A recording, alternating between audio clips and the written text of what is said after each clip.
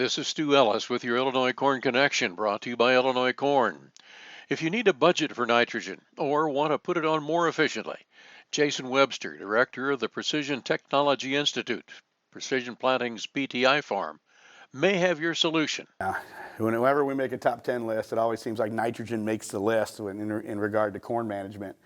You know, years ago, I remember as a kid, I think this is my 36th year of farming this year, and I remember as a kid thinking about how we did our nitrogen program, and the guys would just do, when I say guys, my dad and my grandfather, one application of nitrogen. They'd blow it all on with their herbicide before the year started with liquid UAN, and that was it. There was no side dressing. There was none of that occurred.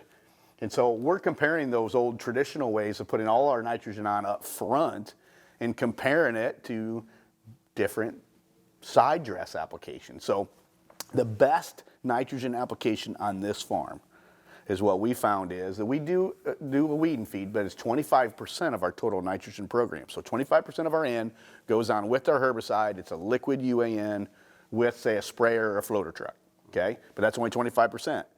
Then we come in and we plant. On our planter, we have concealed to put more nitrogen on the planter. We've got another 25% of nitrogen on the planter.